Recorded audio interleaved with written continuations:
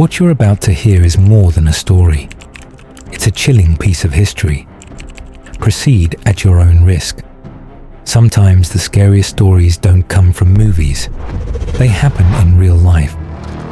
On the Annabelle tour, tragedy struck when he faced a fate no one expected. But what happened on that final night? This is the chilling last chapter of Dan Rivera.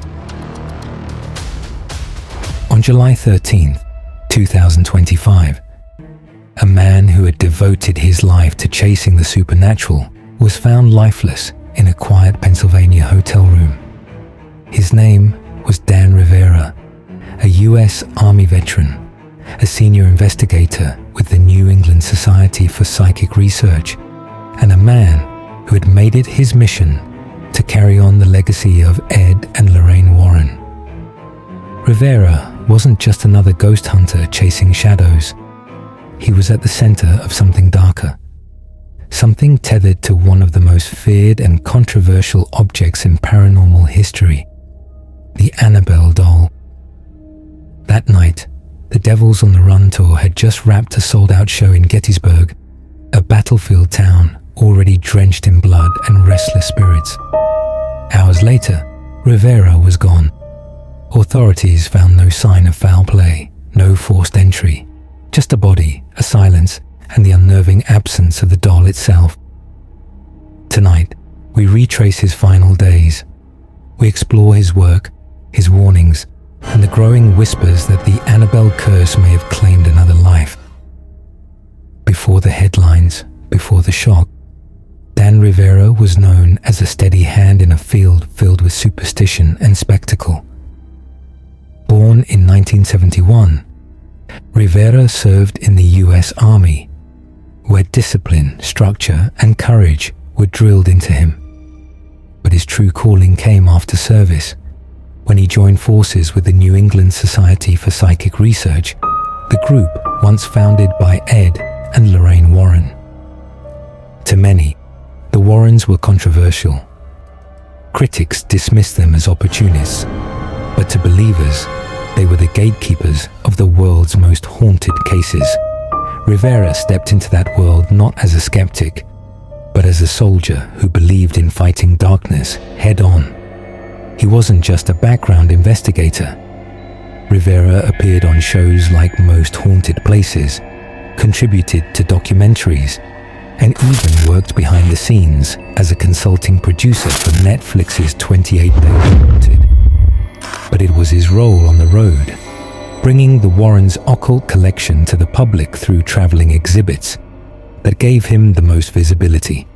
And among those items, none drew more attention than one glass case, containing a small, cracked, unassuming doll with a sinister reputation, Annabelle. For those who don't know the legend, Annabelle is no ordinary toy. The real Annabelle doll is a Raggedy Ann figure, stored inside a glass and wood case at the Warren Occult Museum in Connecticut. The Warrens claimed it was possessed by a demonic entity capable of manipulating people, causing accidents, even deaths. Over the years, stories of Annabelle's curse spread like wildfire.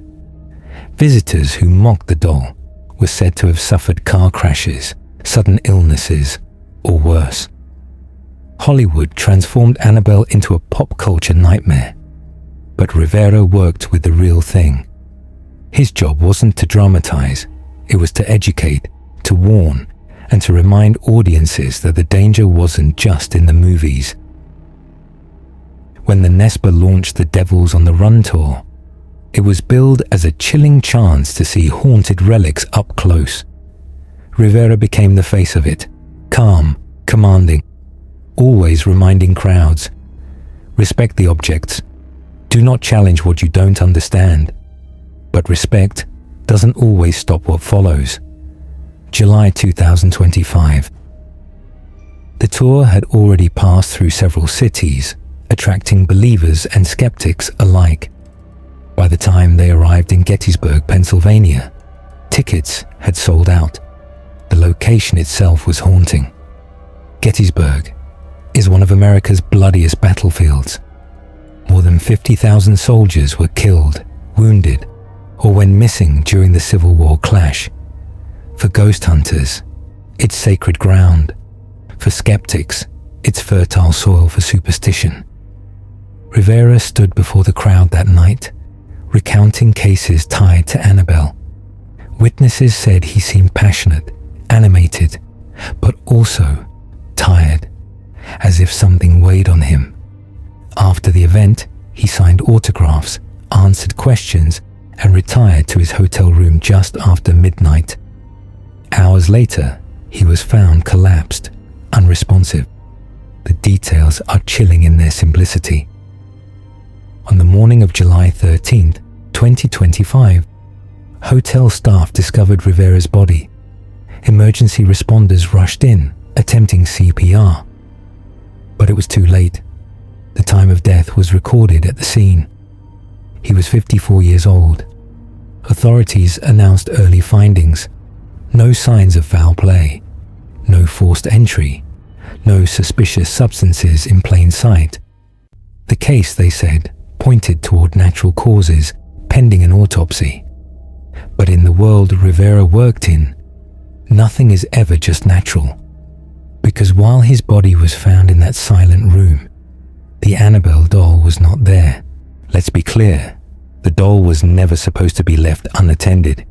It was always transported under heavy precaution, displayed under supervision, and guarded during tours. Officials confirmed the doll was secure in storage, in another location. Still, the fact that its absence was specifically noted by investigators only added fuel to the fire. Why mention the doll at all? Why clarify it wasn't there unless its presence, or lack of presence, was part of the story? Within hours, online forums lit up. Was Rivera cursed? Did he make a mistake during the tour? Had something followed him back to his room? The chilling coincidence that he died during the very tour centered on Annabelle was enough for many to believe the curse had struck again. The paranormal community reacted with shock and grief. Colleagues from NESPA described Rivera as a kind, dedicated man. They stressed that he lived for this work, not for fame, but for education and protection. They reminded the public that he was also a father, a veteran, a human being beyond the headlines. The NESPA announced that in his honor, the tour would continue. It's what Dan would have wanted, they said, but not everyone agreed. Online petitions circulated, demanding the tour be shut down, calling it reckless to parade cursed objects across the country. Others whispered that Rivera's death was proof the warnings should finally be taken seriously. Dan Rivera's story is more than just his death. It's about what he represented. A man who fought for his country, then dedicated his life to fighting the unseen. A man who stood before audiences and insisted that evil wasn't just an idea, but a force that could touch your life if you let it. He was a bridge between the skeptics and the believers, a voice that carried weight because he had both discipline and conviction. And now, his death is part of the same story he tried to protect people from. So what happened on July 13, 2025? The examiner may rule natural causes. His friends may remember his passion. Or did the doll finally reach out one last time? If this story gave you chills, hit subscribe, like, and share to keep the legends alive. And tell us in the comments, do you believe Annabelle's curse is real or just a story?